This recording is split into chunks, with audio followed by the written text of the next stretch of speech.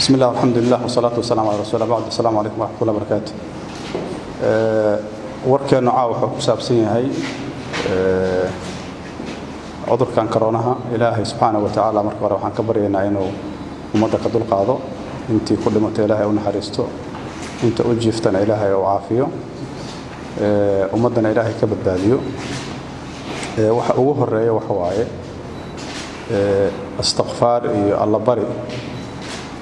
iyo ducooyinka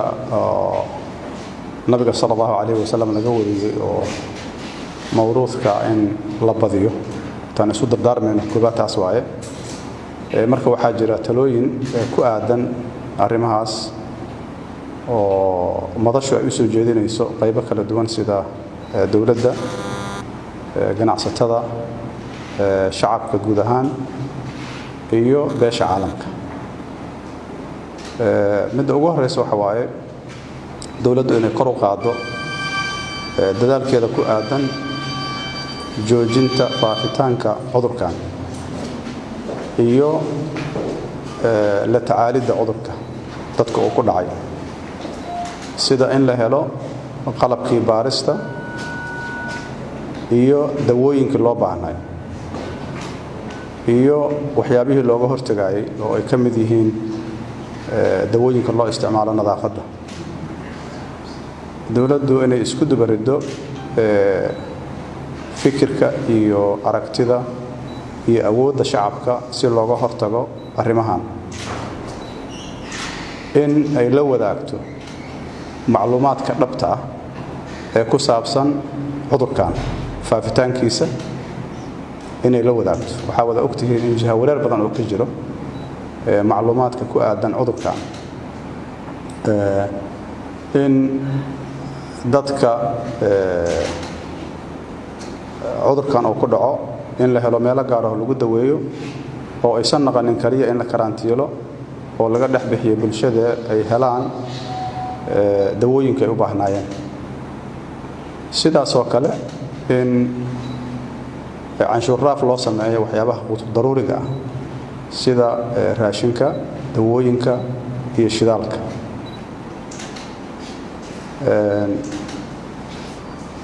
talooyinka ku aadan aan isleenahay waa muhiim inay qaataan ganacsatada waxa kamid ah ayagana in la daryeelo loona weeciyo kharashaadkii ku bixi jiray iyo masaariiftii xajka iyo umrada sidaas oo kale zakooyinkii in loo weeciyo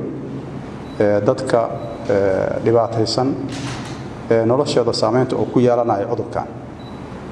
sida dadka shaqaalaha ah ee laga yaabo inay shaqada aadi waayaan iyo dadka danyarta ah dhamaantood gaar ahaan barakacayaasha sidaas oo kale in la keeno waxyaabaha daruuriga ah aan sheeg in sidaas oo kale dawooyinka oo looga hortago waxa la socotin inay maalinta ka dambaysa ay si qaaloobayaan ganacsatadu inay waajib is saaraan inay noqdaan wax mutawaffir ah oo la heli karo oo suuqa yaala inay noqdaan waxa jira talooyin ku aadan dhaqaatiirta Soomaaliyeed meel ay joogaanba ayaguna inay ka qayb qaataan kor u qaadida wacyiga dadka iyo fahamka dhabta ah cudurkan iyo sida looga hortagi karo iyo sida looga bogsan karo waxaan la wada soconaa in kala aragti duwanaansho badan ay jirto arintaasna waxay qayb ka qaadanaysaa cudurku inuusan joogsanin inuu sii fido ay qayb ka qaadanaysaa iyo dhaqaatiirtu inay qorsheeyaan oo qoondeeyaan dhaqaatiir u taagan hawshaas ama ha noqoto wacyigelinta iyo la socodsiinta xaqiiqada cudurkan iyo faafitaankiisa ama ha noqoto daweynta dadka qadiyadan waa qadiyad dadka Soomaaliyeed ama ummadda Soomaaliyeed amaan taabanaysa marka cid walba oo qayb ka geysan karto oo dhaqaatiirta ay ugu horeeyaan iyo sidaan soo sheegnay ganacsatada dawladda iyo qaybaha kale bulshada ee waxtarka ah ama codkooda la maqlaayo inay dhamaantood u waajahaan si midaysan sidaas oo kale waxa jira talooyin ku aadan beesha caalamka oo madashu ay soo jeedinayso ah in la helo agabkii loo baahnaa sida agabka baarista dawooyinka ka hortagga iyo dawooyinka kaalmeynaya qofku inuu bogsoodo in loo helo dhaqaale maxaa yeelay waxa la socotiin cudurradan oo kale waxay saameyn ku yeeshaan si xoogan dhaqaalaha marka dadka Soomaaliyeed meel joogaan in loo helo dhaqaale lagu caawiyo xaaladda adag ay ku jiraan dadka Soomaaliyeed talooyinka ku aadan bulshada guud ahaan waxa kamid ah inay badiyaan faradhaqa inay dhaqan galiyaan talooyinka dhaqaatiirta inay dhaqan galiyaan sida kala fogaashaha in ay ku dadaalaan beeqaaminta waxyaabaha la haysto ama dawooyin ha noqdaano ama raashin ha noqdaano ama dhaqaalaha la haayo maxaa yeelay ilaahay anaga dul qaada laakiin lama yaqaano inta cudurkaan oo soconayo lama yaqaano marka dadka Soomaaliyeed inay dhaqan galiyaan talooyinka dhaqaatiirta cudurkaan waa aragtiin adduunka oo dhan ayaa ka qaylinaya marka inaan iska madax adeegno macna ma sameynayso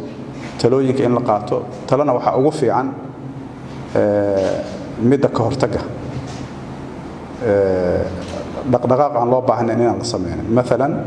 meelaha lagu badan yahay hadii baahi daruuri aysan jirin inaan la aadin oo laga joogo waxyaabaha hadda aad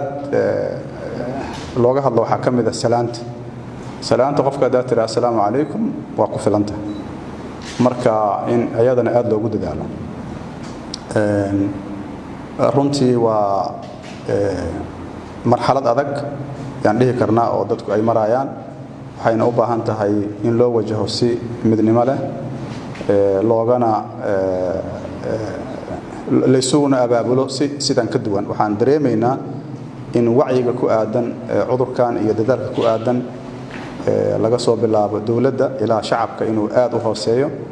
waxaan soo jeedinaynaa marka kor in loo qaado waxyaabaha aan rabno dawladdu inay sameeyso aan kula talinayna waxa kamid ah wada shaqayn inay la sameeyaan dawlad goboleedyada oo loo midoobo maxay arrintan siyaasad ma aha oo arrin insaani ah oo arrin khusayso qof kasto Soomaaliya marka inaan la siyaasadeyn oo siyaasadda laga saaro waxay abuuri kartaa han leenahay jaanis dadka Soomaaliyeed ay ku midoobaan oo ay uga gudbaan waxyaabo badan oo caqabado dhexdooda yaala aad iyo aad u mahadsantiin. Assalaamu calaykum wa rahmatullahi wa barakaatuh.